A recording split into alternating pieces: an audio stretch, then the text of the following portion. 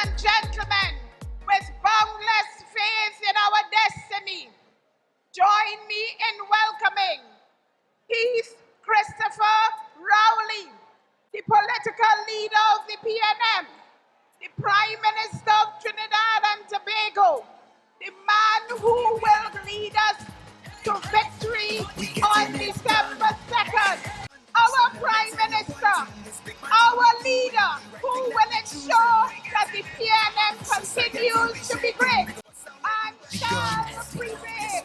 Keith Christopher Rowley. Thank you, thank you, thank you. PNM, Grandstand, Queen's Park, Savannah. I can hear you. I can't hear you in Cuba. Party Chairman, Mr. Carl Imbert, our Vice Chairman, Senator Robert Leon, our Lady Vice Chairman, Mrs. Camille Robinson-Regis, our Deputy Political Leaders, led by Mrs. Joan Yule Williams, and our Campaign Manager, Senator Rohan Sinanan, Party General Secretary, Mr. Foster Cummins, other party officers, party members, party officers at all levels, our specially invited guests, distinguished ladies and gentlemen, children, fellow citizens all across Trinidad and Tobago, and those of you who are following us abroad. We are assembled here at the Queen's Park, Savannah, and the many thousands of you at home and at other locations abroad paying attention to the business of Trinidad and Tobago. This is the gathering of the widest cross-section of our nation's people at this, our 49th annual convention. It is with a sense of pride and satisfaction that I welcome you all, you the people of Trinidad and Tobago. I want to welcome the party officers at every level, delegates and members of what I believe to be the most important political institution in our nation's history, the People's National Movement. As a movement, we were the architects of independence, as well as every major step that was forward-thinking in Trinidad and Tobago. We introduced the Republican Constitution, the industrialization of Trinidad and Tobago, which includes the movement to a gas-based economy and the world-class downstream sector, the establishment and growth of the financial sector from NCB to FCB to the unit trust and the localized insurance sector. We have encouraged and nurtured a society that is tolerant, peaceful, diverse, and stable. We are the party of Dr. Eric Eustace Williams, George Michael Chambers, and Patrick Augustus Mervyn Manning.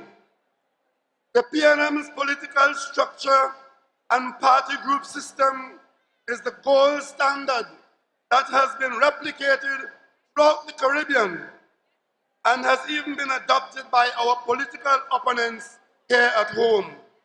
Proudly, the People's National Movement is the only political party to have offered representation in every seat, in every single election held since our formation in 1956. This movement, your party, is the only true national political movement of the people of these beautiful islands. Yes, great is the PNM. That is our bold rallying cry. Great is the PNM because it is true. We are great because patriots like you know that the PNM will do what is right, what is good for the country, and that will be good for the party. It is you who have stayed true to the ideals of what this country was founded on. It was in gatherings like this that Dr. Williams presented the dream of a post-colonial society. He sowed the seeds of modern Trinidad and Tobago, free from colonial rule and mental shackles. These seeds fell on good soil in your heads, in your homes, and in your communities. Every one of us is the fruit ripened from the tree that burst from the shell 63 years ago and drove deep roots into our political soil. It was in gatherings like this that our ambitions, our confidence, and our aspirations grew. It was in meetings and conventions like this that for over 6 decades that we nurtured the belief that steering our own ship, forging our own destiny, and taking responsibility for ourselves was not just a better path, but the only path we as a people can and will accept. When the People's National Movement was founded, we adopted a constitution that states, and I quote, "The PNM is a political organization pledged to the maintenance of the rule of law, founded upon democratic principles, basic human rights and dignity, and dedicated to the raising of the moral and material standards of all the citizens of Trinidad and Tobago, and the promotion of their progress in all fields, be it political, economic, social, moral, or cultural." These were our aims. These remain our objectives. We have documented among the stated goals, 1, the development of an educated democracy, participating actively in the conduct of public affairs by the promotion of political education and practical training. 2, the provision of social security for all.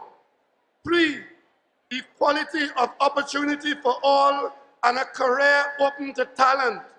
4, the integration of many racial and cultural threads which have contributed to the development of our cosmopolitan society. 5, the elimination of all forms of discrimination in public life. 6, raising the level of economic productivity of the people by planned and rational development of the country's resources, both human and physical. We of the PNM, we had a constitution as well as boundless faith in our national aspirations long before the country itself had a constitution. The PNM shaped the DNA of the living, breathing body politic of Trinidad and Tobago.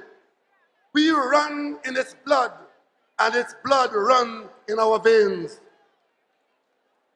This is what we are. Listen to the values and ideas we of the PNM were born into. It is our proudest and richest inheritance from our founding father. Dr. Williams, on January 24, 1956, in his People's Charter, had this to say to us and to all this nation. We, as a nation, as a party, are no ordinary people. Nor are we an ordinary party in the accepted narrow sense of the word.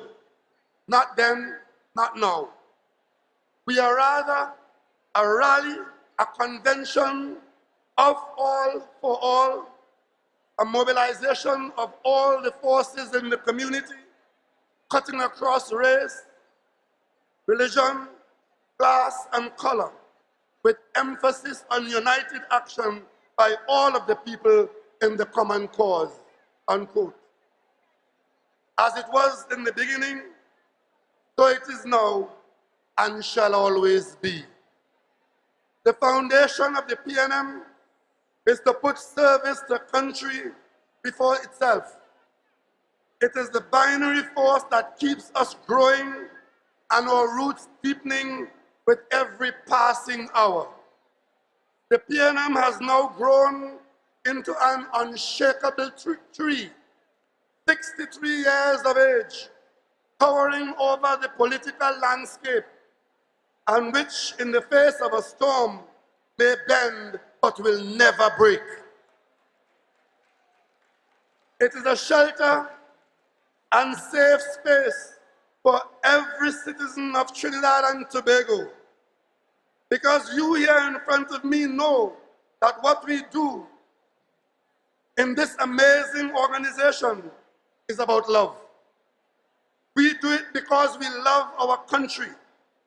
We are here because we love our party and because we love one another and are committed to building a better future for all our nation's children. This PNM, for 3 generations, has been the most progressive force in the improvement in the lives of every citizen. The PNM is great because our love for country is great. The PNM is great because that love makes us strong. The PNM is great because in your defense, we are fearless and strong. When we say great is the PNM, it's about the power and strength of loving our country. When we say great is the PNM, it is because we do what is right for every citizen of every color, creed, race, and religion. And that is why we will always prevail and why Trinidad and Tobago will always succeed. I want to say that doing what is right in life, as in government, is always the more difficult path on many occasions. Doing what is right requires discipline and sacrifice. It may not be popular in the short term, but in the longer term, we will all reap the benefits of our correct decisions.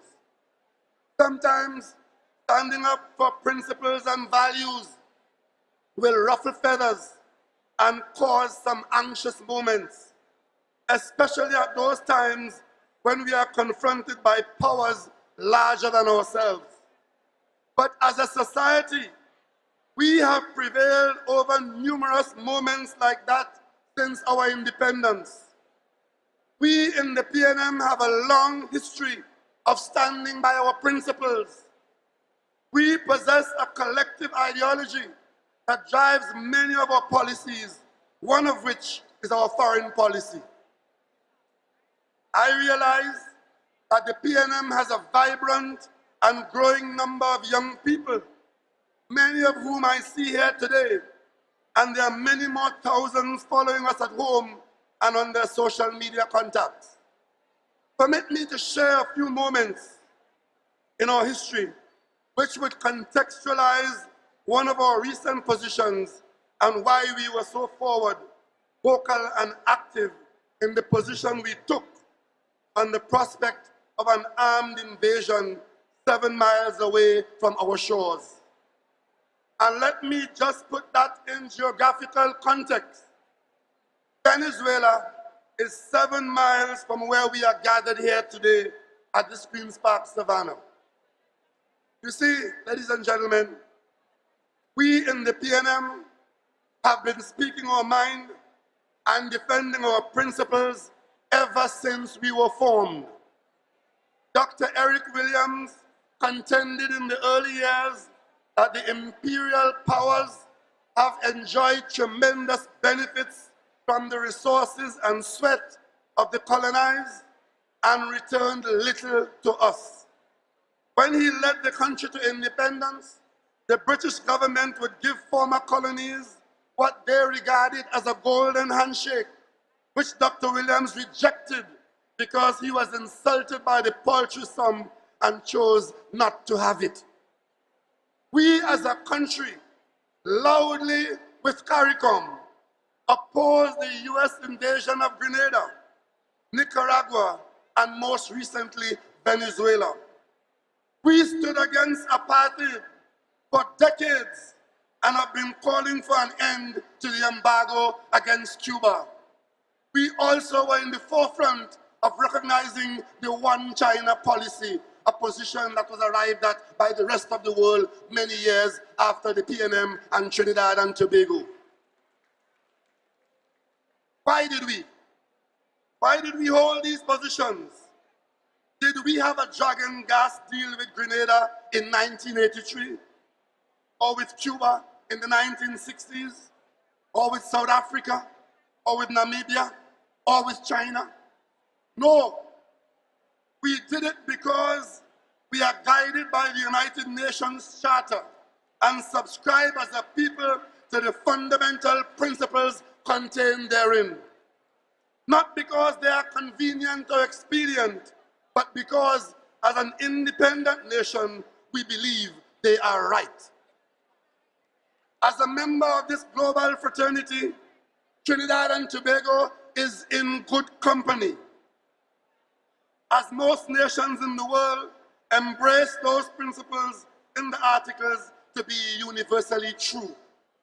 In 1962, when we joined the world as a newly independent nation, we believed then, as we do now, that the principles contained in the UN Charter were aligned with our own aspirations for all the people of the world, including our very own country.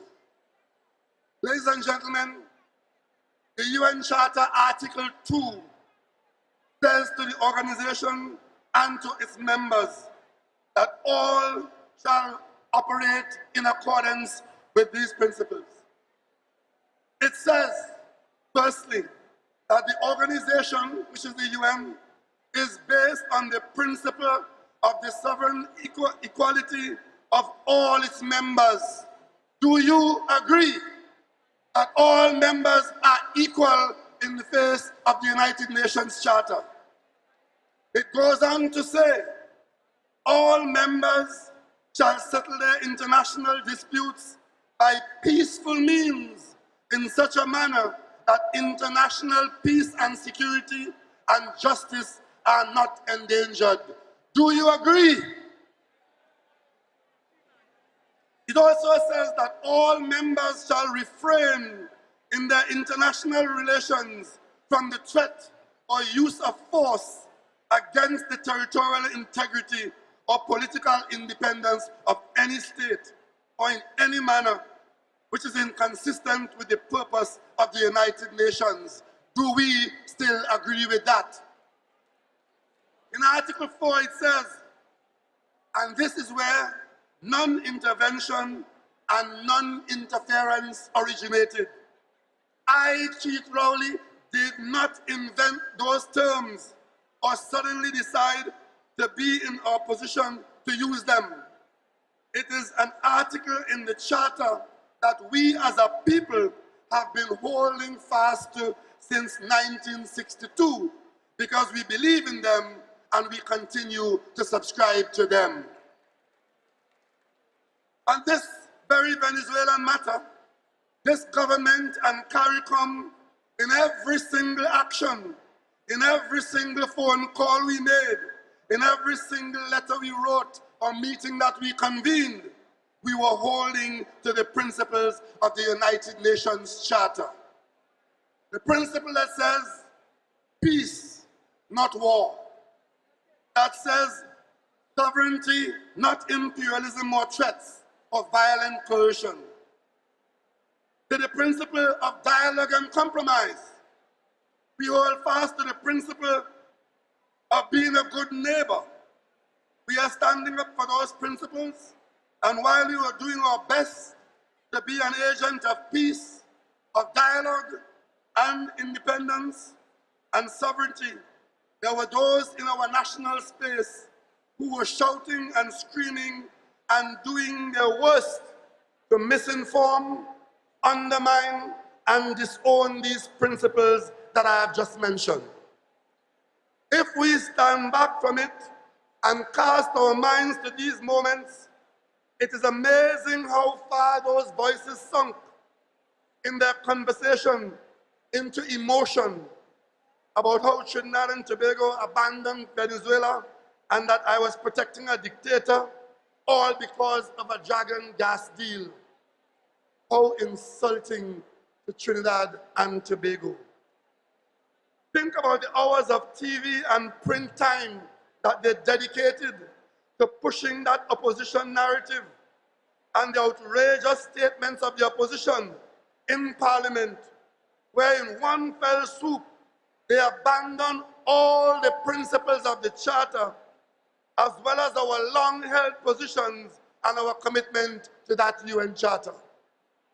Let me put here on record that our only wish for Venezuela is peace, stability, and prosperity for its people.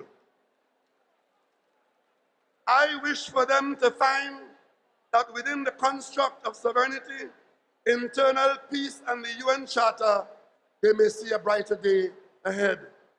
We wish for the people, especially the children of Venezuela, what we wish for ourselves and our children: a life with dignity, fulfillment, and self-determination. I thought it's important to take you, the younger ones among us, through this, to show you that when you are part of the PNM, that our roots run deep, and that our principles are grounded in the universal values and rules of a global society. As a nation, we have been speaking our truth since the 60s to the colonial masters and to all whom we come into contact with. Those that know our history, those that know the PNM, would easily understand our position on this matter. Ladies and gentlemen, we protect our very own interests as a small, defenseless state, but staunchly and consistently supporting the principles of rules-based diplomacy. I say this now. This is who we are. This is what we do. These are the values we defend. Now you can reflect on the position of your party and your government versus that of the UNC. Our actions held true to our roots and are guided by an established foreign policy and not cheap and shallow politically expedient meanderings of those without historical pedigree. Those who try to ignore the existence of these principles are doomed to failure.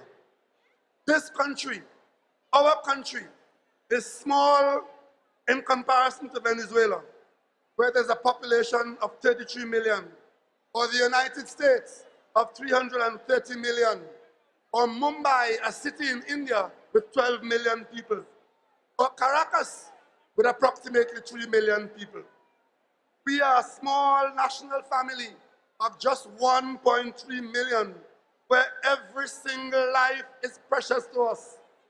We cannot afford to lose one single life to murder or to illness. It's only us. Nobody is going to come to our rescue. We need to take care of ourselves. There is no big brother or sister to come to our aid. The only ones we can count on are our people who sit next to us in the maxis and the taxis, in the churches, the temples, and the mosques. We are all in this together. That is the reality. We have to work as one to realize the best version of the society we want and can have. I want to tell you today, it is possible, and that we are all in this together. In a population as small but as talented as ours, to purposefully exclude talent, professionals, and leadership that may not vote how we vote would be to sabotage our own progress and give way to the defeatist crab in the barrel syndrome. In a new society, we must harness the full progressive force of all the people at all times. Once they hold to the idea that the collective progress of our society is important above all else. Once they are willing to serve and they are the best position to serve the collective good, our biases must give way to making the right and best choices for our society. There has always been a vision of only one whole, one country, one people, and that we must always work together. To do otherwise would be to work at any point on only one part of our potential. The only way forward is if we work together, firing on all cylinders for the common good, using the best we have among us. It is the only way we can move together and build this new society.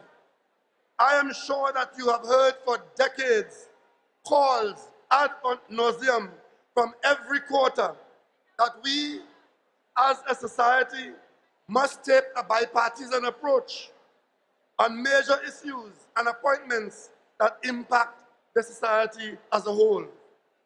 Under this administration, we have done more than that. We have appointed a former UNC MP as the chairman of state-owned National Petroleum, a former chairman of the NAR as the chairman of TSTT. We retained the chairman of FCB, who was first appointed by the UNC and who was also the Attorney General under the NAR. We appointed Winston Gypsy Peters, a former UNC minister, as the chairman of the National Carnival Commission. We also appointed Captain Gary Griffith, a former minister under another party, as our commissioner of police. In each and every case, they are all eminently accomplished and qualified, having served loyally and faithfully before. Every day, we in the PNM welcome patriotic citizens into our ranks, those who wish to serve this country. Our principles are sound, our hands are clean, our doors are open. Welcome to the People's National Movement. Harnessing our full potential is the only true path to the new society. And in this party, we're getting the job done. On the issue of realizing our fullest potential, would not have been better if we had managed to have a Sanders project in Tobago under construction as we speak, and we were poised to become the latest Caribbean destination?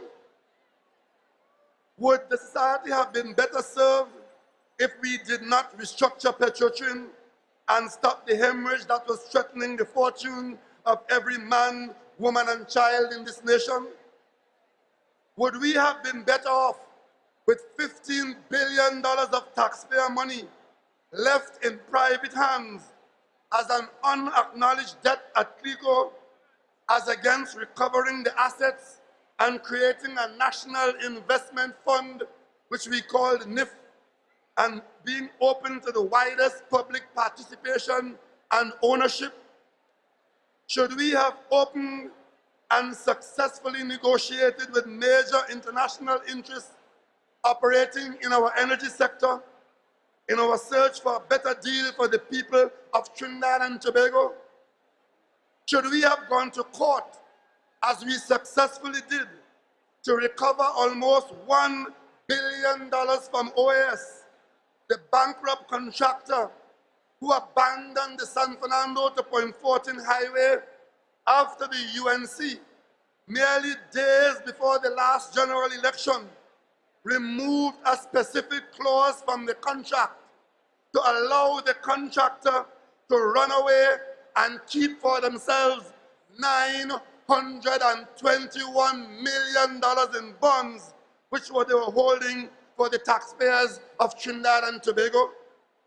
Should we have sought and obtained Australian government help and financing for our 2 fast ferries currently under construction for the inter-island route, as well as the 2 border patrol vessels for our Coast Guard? Do you think that we are in a better position now than before? Do you remember the opposition to the government in each and every one of these major issues? We are the government that put the country first and the handling of Petrotrin, but the opposition we got from some quarters who at that time did the only thing they know how to do, which is to fight against progress of the common good for the advancement of their own myopic and corrupt political agenda, without acknowledging or recognizing the potential of the shift that was taking place in our national history. Ladies and gentlemen, after years of inaction and months of puerile criticism, the opposition has finally put forward its alternative plan for the Petrotrin problem. We are now being advised that instead of closing the whole refinery operations, we should have maintained it, if only to provide fuel for the local market to prevent importation. That means that we should operate this refinery to produce 25,000 barrels per day, because that is the size of our local market, as against its capacity of 140,000 barrels per day. According to them, that would have dealt with the foreign debt financing crisis at the company, and the resultant uneconomic cost per gallon was of no consequence to them. Imagine, if you will, a Trinidad and Tobago in which a trade union such as the OWTU, moving from being a strident and militant organization constantly fighting against the government of the day for its survival, to an organization that meaningfully takes a place at the commanding heights of the productive economy. This would represent a seismic shift towards a new society. We in the PNM started thinking and talking about the encouragement of an employee stock ownership program in the old Petrotrin. The imperative of restructuring took us way beyond that, towards the possibility of full ownership and serious capital investment by a union which is prepared to lift its gaze from the next negotiation, the next 3-year agreement, and back pay to the international marketplace where better returns could be had. It was a vision we had for our brothers and sisters in the state oil sector, even during the most contentious moments before and after the restructuring of Petrotrin. You will recall that during that process, in an address to the nation, I raised publicly the prospect of the OWTU having access to operate the plant, with the possibility of having the first option to purchase the refinery. This was stridently and publicly dismissed before cooler heads prevailed. We at that time, however, seemed to have had more confidence in them than even they had in themselves. We recognize our role as government to provide the opportunity, a space of hope and vision for the OWTU as an organization to move forward from worker representative to owner by enfranchising them as a commercial operator and taking up their role in this new society. This is what we can achieve when we look at each other. These things are possible. Forces that pull against each other, if only to pull together, can move mountains and put this country in places we would never have thought possible. And that is the real Trinidad and Tobago that we are after. Ladies and gentlemen, while we were working to provide an opportunity for this shift, there are people so mired in their own self-interest. They stood in the way of bold and proud steps towards building this new society. But because we in the PNM hold true to our oath of office, we govern without malice, without favor, and without ill will. We govern with boundless faith in our destiny. The challenges and differences of opinion that played out in the public domain have not denied the OWTU the very real opportunity to make the transformation from labor union to refinery owner. Even when, as Prime Minister, I was personally attacked, racially profiled, and called an Oreo by the hapless losing lady, and a burnt breadfruit by marchers, and accused of an agenda to sell Petrotrin to the privileged 1% in my constituency. We still treated everyone with respect, and we maintained faith in the decency embodied in the vast majority of our decent, right-thinking citizens. Even in those low moments, I, as your leader of this great political party, stood above the personal attacks of the hateful and useless opposition. We proceeded to act in the best interest of the country and the union members. And today, they have an opportunity to operate a refinery. That is the possibility of the new society. If that is the legacy of the People's National Movement, working with the OWTU, can you imagine what we as a people can accomplish if we were to all work together for the common good? If Patriotic, that company, reignites the flames at the Guaracara Point-of-Pay refinery, it will serve as a beacon of all what is possible for every citizen of Trinidad and Tobago. As a final part of that narrative of Petrotrin, you would hear even now on the restructuring of Petrotrin the usual chorus of the unpatriotic that do not believe in the indomitable greatness of our people when we work together. They are the selfish few who benefit the most by fracturing us along fault lines of race and politics for their own narrow self-interest. They will not offer you a scintilla of hope. All they are good for is to spread hate, racism, slander, fake news, and perpetual obstruction. They are the people that want to convince you that our country is a failed state, that Trinidad is not a real place. I want to deal with this pernicious issue at two levels. The first is to tell you unequivocally that nothing and notwithstanding our many very serious challenges which demand care and attention, we are anything but a failed state. The facts and figures depicting the reality of the collective experience that surrounds us will tell us and others just who we are. We are a proud little nation, striving manfully to make our way in a very hostile world. Incidentally, the grating irony of this unkind label is coming from those elites who suck the most from what this little country has to offer, whilst consistently underperforming in their social contributions.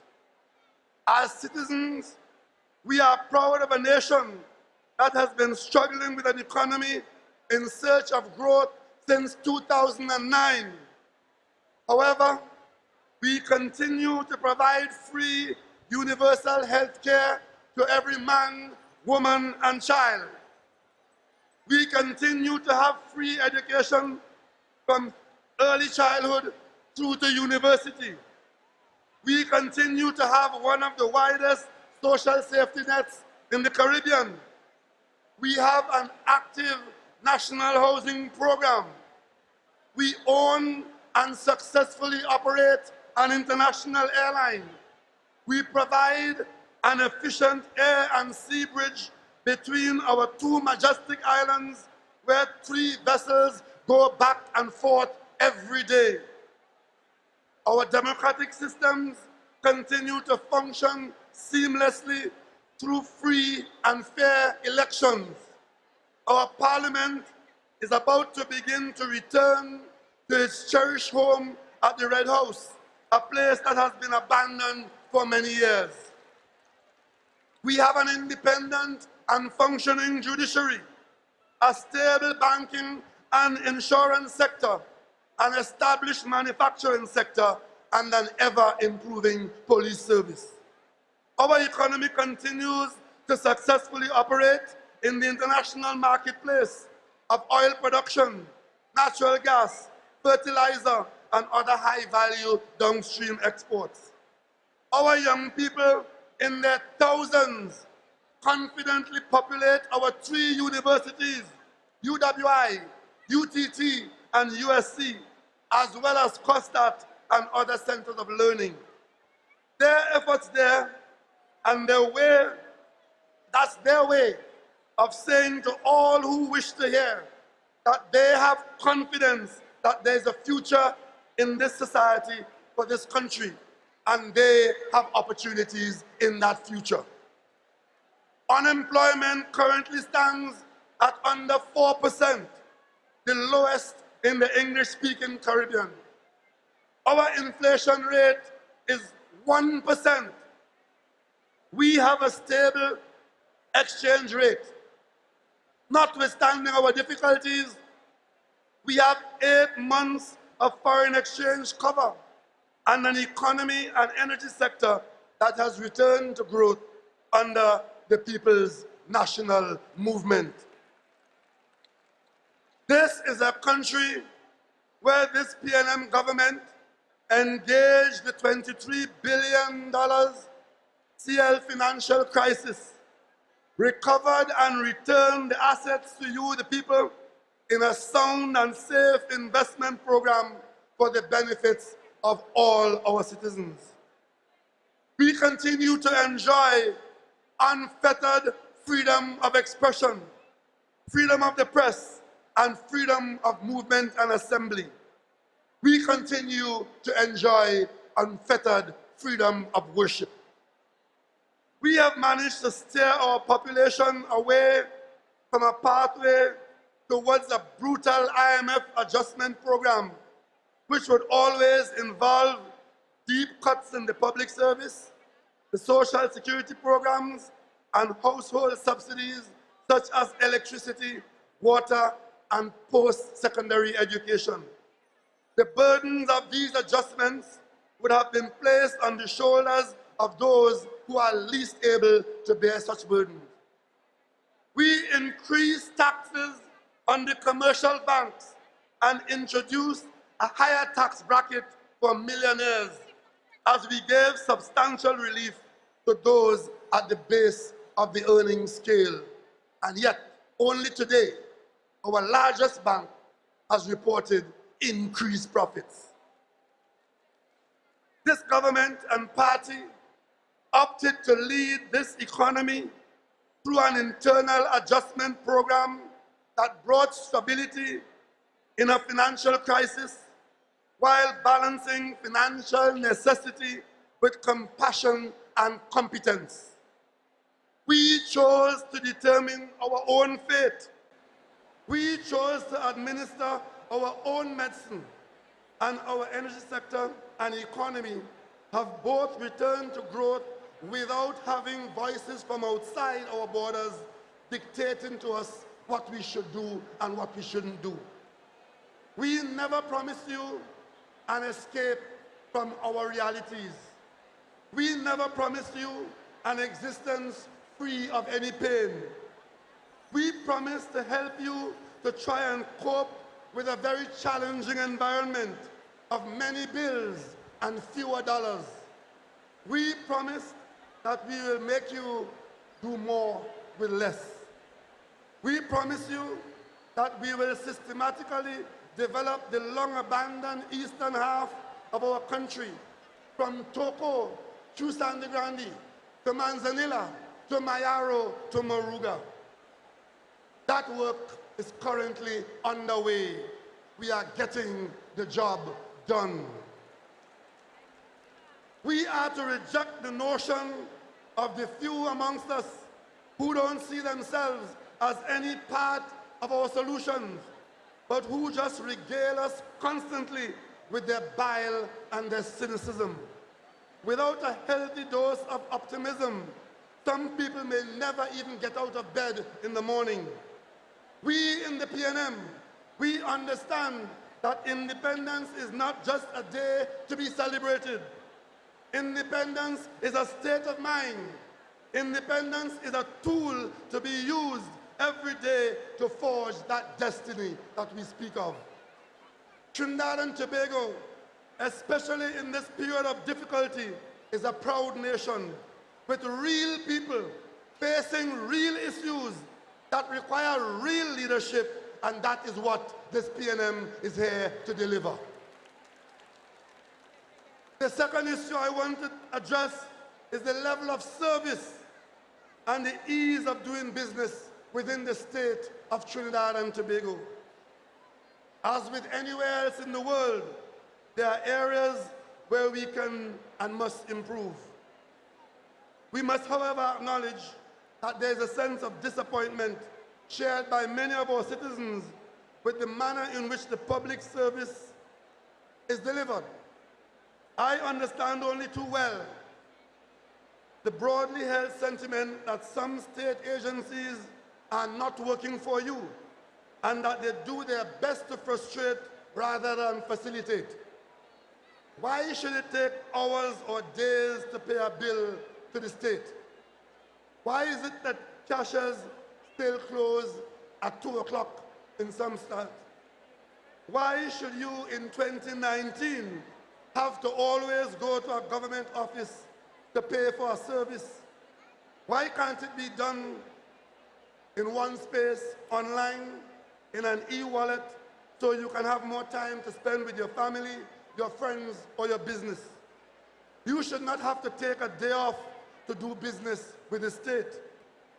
Why should we have a case in court that takes over 10 years to be concluded?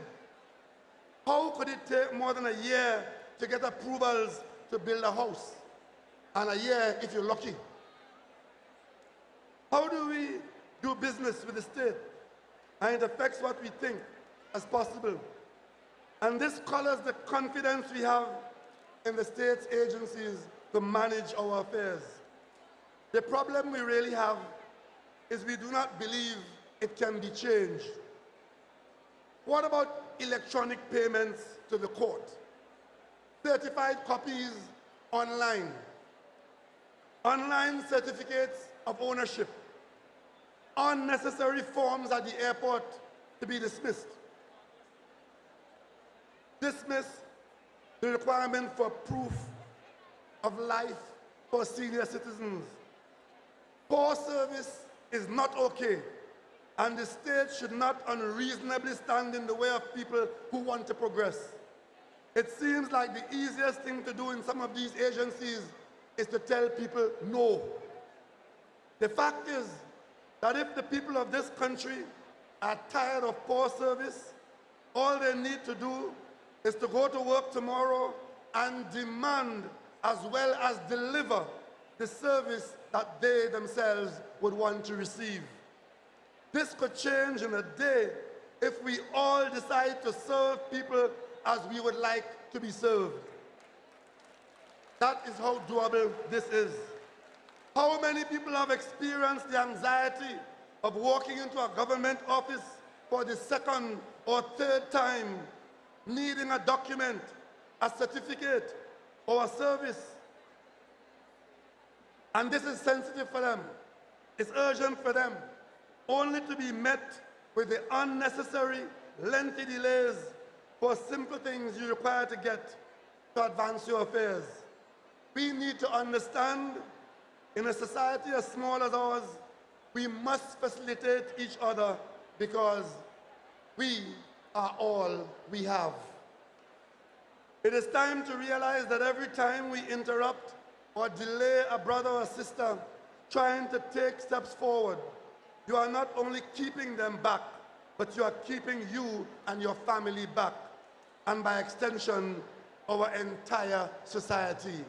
In this too, we are all in this together.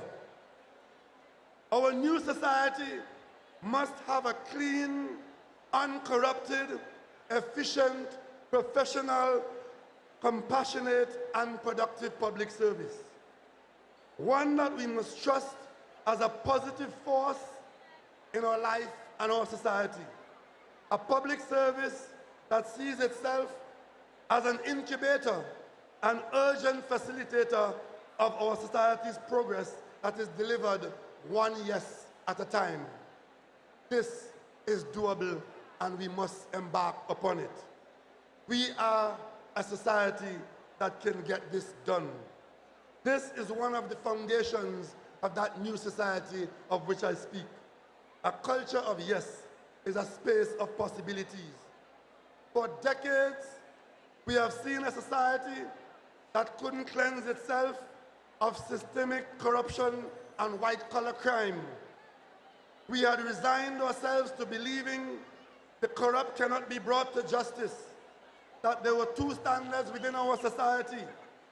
One, where the corrupt could afford lawyers to escape prosecution and extradition, buy governments to change laws for themselves, buy themselves freedom, buy themselves loopholes to evade jail and the consequences of their crimes. This was a society that watched on powerlessly as a ravenous kleptocracy which fueled off billions of dollars of our children's future into the pockets of contractors, businessmen, and sundry shysters who facilitated kickbacks and money laundering activities that ranged between duffel bags and buried plastic barrels full of cash to complicated offshore accounts where they bounce your money around. The only action we had available at that time was to vote them out at the end of that crime spree. Corruption, white-collar crime, and violent crime cannot be a comfortable part of any new society. We must have one set of laws for all, big and small. We now have those laws. We call them taking the profit out of crime. For decades, Trinidad and Tobago has been fighting the scourge of crime without appearing to ever be gaining the advantage over the criminals. Ladies and gentlemen, our government believes that the problem in the fight was a failure to diagnose and focus on the need to address the various elements of the crime-fighting machinery as a whole. This resulted in duplication of effort, with each part of the system complaining about under-resourcing as the reason for the failure of their part of the system. Our government, in getting it done, conducted manpower, system, and resource analyses across the entire criminal justice system. We applied a simple but profound system of reform which involves simultaneously improving plant and machinery, personnel, processes, and law. This approach, simple as it sounds, has never been applied by any government before. Couple this with a genuine effort to go after white-collar crime, and you will discern what is happening in your interest. We are able to report today that we have got the following things done. We have completed manpower and systems analyses. We have appointed a substantive commissioner of police. We have created specialist units in the Trinidad and Tobago Police Service, the Trinidad and Tobago Defense Force, and all our intelligence agencies to focus on crime and criminality, especially white-collar and murderous crime. We have created divisions of court. We now have family and children division and a separate criminal division. We have computerized the judiciary at all levels. We have hired hundreds of employees across the units, the court system, and support services to operationalize the units and divisions which are presently in actual operation. We have increased the number of judges by 70%. We have operationalized the criminal proceedings rules. We have operationalized criminal case management, and we have increased the number of masters from 2 to 14, and we are adding 10 more. We have passed laws to remove bottlenecks in the criminal justice system. We have approved the move of all civil courts from the Hall of Justice in Port of Spain to Tower D on the waterfront as soon as Parliament moves out in January. This will provide 60 hearing rooms for criminal trials at the Hall of Justice, massively expanding the number of courtrooms for the dispensing of criminal matters. We have expanded the criminal courts by opening one in Tobago. We have introduced electronic systems for the judiciary for payment and court filings and court transmissions. We have approved the construction of new magistrate courts in San Fernando, Rio Claro, Faizabad, and we are close to the end of the planning process for such courts in Pinal and Arima. We have filled vacancies in the office of the Director of Public Prosecution, and we have secured new offices for the DPP in Port of Spain and San Fernando, and we have only recently opened a DPP office in Tobago. We have launched an innovative public defender system so that criminal court matters cannot stagnate for years because my lawyer not ready, my lawyer not here. Under those circumstances, a competent one will be provided for you, but the trial must go on. We have passed a suite of laws that tackle hard crimes, including Anti-Gang Act, Anti-Terrorism Act, Firearms Act, and Bail Restriction Act. And that's just to name a few. It is our focus on white-collar crime and the mission of taking the profit out of crime that has been the essential difference in our government's fight against crime. No other government has so aggressively pursued strangling criminality by going behind the money that feeds it. We have done what I've just said. We've done more. We have established a motor vehicle and road traffic new age. We are digitizing all motor vehicle and license information to establish a red light camera enforcement system. This will see new license plate systems in place. You will see us tagging motor vehicles to assist law enforcement in the investigation of crime involving a motor vehicle, as well as illegal manufacture of license plates. We are going to be implementing very soon spot speed camera enforcement system to enforce speed limits, to save lives, and to reduce insurance claims.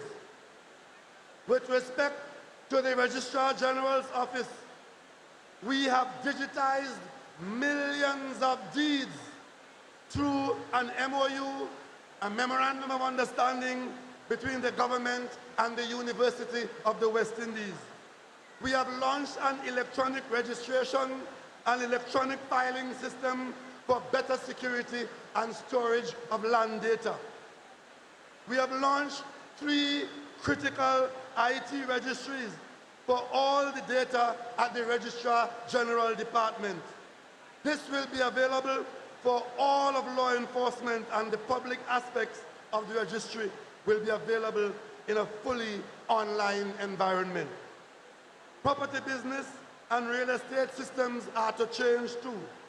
This will allow for the complete integration of every aspect of property information, ownership, vending, purchasing, and real estate interests and transactions. This will allow for absolute title guarantee whilst removing fraud and delays from the system. This system will be fully operational by February 2020 and will allow for electronic filings and payments. With respect to legislation in this area, whilst dealing with the data management and digitization, we developed and passed legislation to identify, locate, and seize the proceeds of crime. We have already done the following. We have done the registration of titles to deeds. This provides for the establishment of a new land registry. We have made the amendment to the Land Adjudication Act 2018 to provide for the adjudication of rights and interests in land. We have done the Land Tribunal Act, which provides for appeals against decisions of the adjudication officer and the land registrar. Within the next month, we'll be laying in the Parliament the miscellaneous provisions which will affect the Registrar General, registration of deeds, conveyancing, and the law of property, real property, stamp duty, and registration of title deeds. And this will address fraudulent land dealings, the making of provisions for transparency in respect of legal arrangements and beneficial ownership. The Real Estate Agents Bill is on its way there, and this would establish a legal and regulatory framework for the registration of interests in real property. This bill will regulate the real estate industry and make transactions transparent, as well as track the disclosure that should be made to avoid money laundering and fraud. With respect to businesses and companies, we have completed the Companies Amendment Act 2019, and this closes the gaps in the companies regime to disclose transparency in share ownership. We have completed the Tax Information Exchange Agreement, United States of America 2017, and this provides for the exchange of taxpayer information for foreign accounts. The Income Tax Amendment Act 2018 has been completed. This expands the access to taxpayer information from the Board of Inland Revenue to the Financial Intelligence Unit and law enforcement for the investigation of and the prosecution of white-collar crimes. We are completing the Global Forum package. We have completed the Civil Asset Recovery and Management and Unexplained Wealth Act. We have completed the Mutual Legal Assistance in Criminal Matters Regulations, Legal Notice 1 of 2019.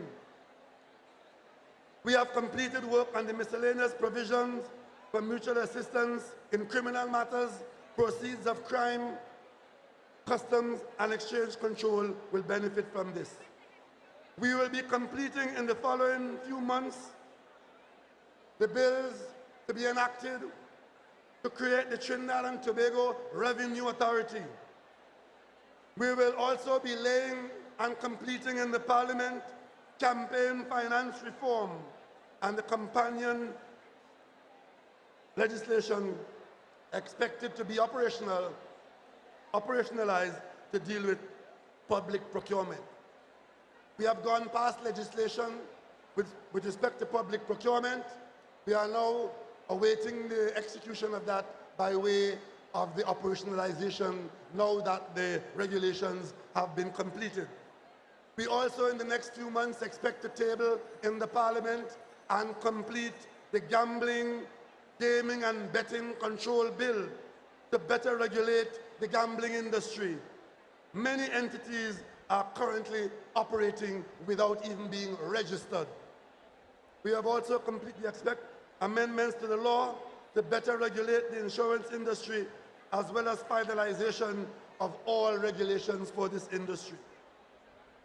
With respect to hard and violent crime, what you call blood crimes, we have completed the Bail Amendment Bill 2019, the Anti-Gang Act 2018, and together, these are expected to discourage membership of criminal gangs and the suppression of criminal gang activity. It includes white-collar crime offenses and gang activities. We also expect to strengthen the Trespass Act relating to home invasion and introduces offenses relating to forceful eviction of occupation of premises. Ladies and gentlemen, we have put in place the Miscellaneous Provisions Bill to have trial by judge only. We have done the amendment for the Evidence Bill 2019, which provides for special measures and closed-circuit television work to be used as evidence. And we are on our way to establishing and completing a private security industry bill, which seeks to regulate the thousands of private security officers in Trinidad and Tobago to widen the law enforcement and eyes everywhere. This is in the Joint Select Committee of the Parliament. The Cybercrime Bill is also in a Joint Select Committee of the Parliament. And we are also to bring to the Parliament in short order a Domestic Violence Amendment Bill, which would provide stronger protection for victims of domestic violence abuse and intimate partner violence, including the children and the elderly in care that may become victim of abuse. It is your PNM government that will give this new society the ability to cleanse and protect itself from the corrupt among us. We have passed new laws for our society that will empower the police and all the investigative branches of government to pursue towards the ends of the earth monies stolen from the public purse with Factor and Global Forum. The corrupt will now have to explain to the police and tax authorities their sudden wealth. And if they can't, the state will be authorized by due process of law to seize the unexplained wealth. We have passed laws that will restrict bail for repeat offenders of violent crimes. We have amended the Firearms, the Bail Amendment and Anti-Gang Act, not only imposing the stiffest penalties by any government on those that choose to turn a gun on law-abiding citizens, but we have also empowered through the same legislation, the protective services with the tools with which to investigate and prosecute those who prey upon the innocent. We have seen the possibilities of this society unfolding with the recent prosecution of those who held high office and those who were previously thought to be unreachable. See them face the brunt of these new laws, and with a re-energized police service and a powerful and independent investigative branch, the long arm of the law will reach them wherever they may be. Ladies and gentlemen, what we are seeing is the beginning of a new reality. One where we can have confidence, where all our citizens will be protected. One where the laws will apply regardless of social or economic standing or political affiliation. No one is above the law. We are now all equal in this society, and those laws that have been recently passed and are already reshaping our expectations is telling us and showing us what is possible. The UNC opposed every single one of these laws, every step of the way. And what you as citizens have to ask yourself is that simple little word, why. While we were managing this economy into stability and growth, they were misinforming the population, spreading fake news, and sowing discord, hatred, and division. The previous government spent us into bankruptcy, squandering our children's money, trying to buy themselves a second term. They took expectations to the point beyond reality and sustainability. And if we did not do the same, they want us to be seen as heartless, uncaring, and incompetent. That is their campaign. That is their program. They, the students of Cambridge Analytica. It takes more care and discipline to be responsible with your money. When a government cares more about their own political future than they do about the people they serve, then they can promise anything and everything. Then the chaos comes. That is your choice between our party and the others. They are on one side. We are on the other side. And for those who believe that we are all the same, let me from this podium tell you today, we on this side, we of this PNM, we the Red and Ready, we the Red Brigade, we Eric Williams Party, the People's National Movement, we on this side represent progress and good order. Those on the other side represent corruption, chaos, and collapse. Ladies and gentlemen, your best choice has always been and continues to be the People's National Movement. A government that is building a sustainable and healthy prosperity. Not the UNC who will spend every dollar we earn and borrow 3 times to waste and embezzle, then stick you and your family with the bill. The slowdown that you have felt, the adjustments that you have had to make in your homes, is you, all your friends, all your family, is all of we having to pay for that after they've done what they have done. Ladies and gentlemen, the short, sorry tenure of profligacy and outright thievery and recklessness made a major contribution to putting us in the difficulty that we are in today. And they could jump high, they could jump low. Those are the facts. There are many that feel politics does not concern them, that their voices do not matter, or that all the parties are the same. There is no statement that could be further from the truth. The difference is as different as the colors of the rainbow. The rainbow contains violet, indigo, blue, green, yellow, red. We are red. We are different. We are the People's National Movement. We're not yellow, we're not blue, we're not green, we're not violet, we're not indigo. We are red.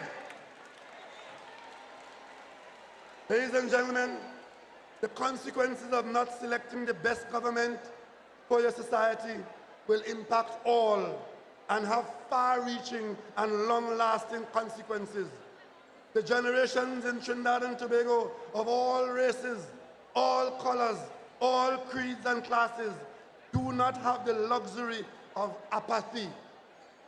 It is the generations that are coming up that will be robbed if we don't make the difficult decisions today.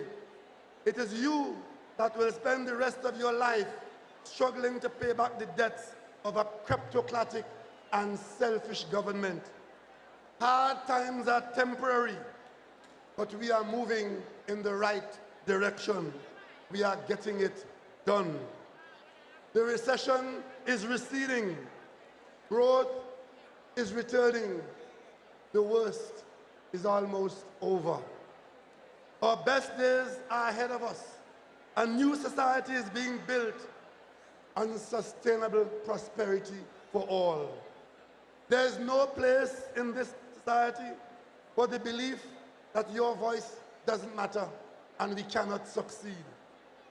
Ladies and gentlemen, the new society must move people to recognizing opportunities and giving them the tools to succeed.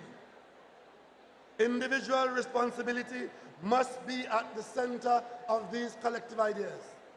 It is how we see ourselves in relation to the improvement of our own fortune that will determine the realization of our best selves.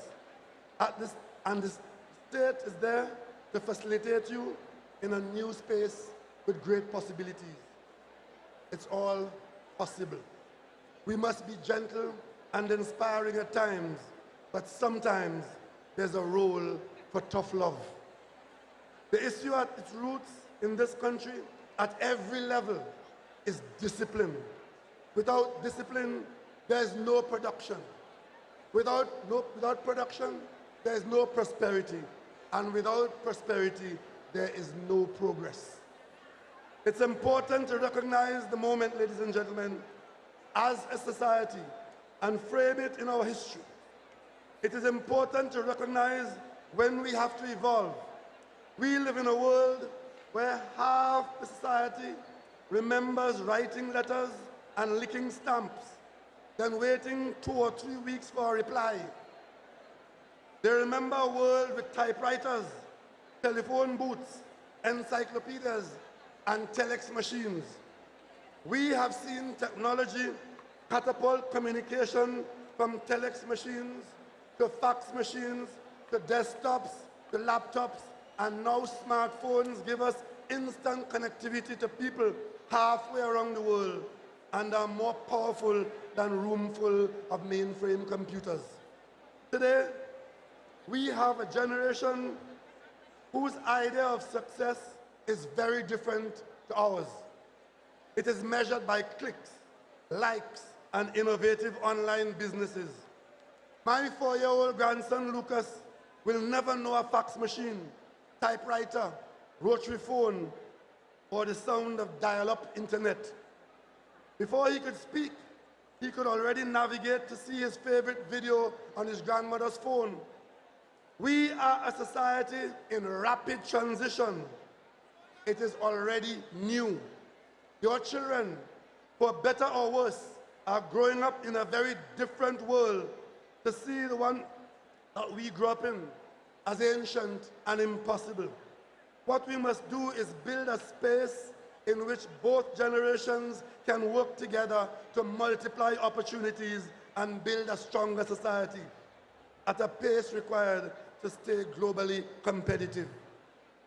We have so much to offer the world if we work together as one society, and there's no challenge that we cannot overcome.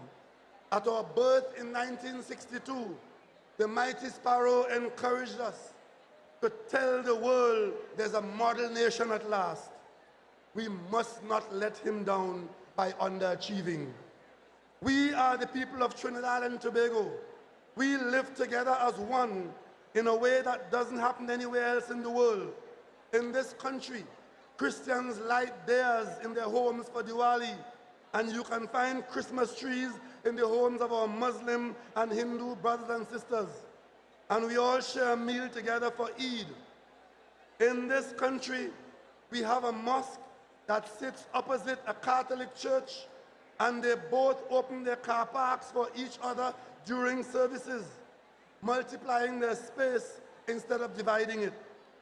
We are a country where, when the floods came in 2018, it was met with an outpouring of generosity and love that united us in the common cause of relief for our fellow citizens who were displaced.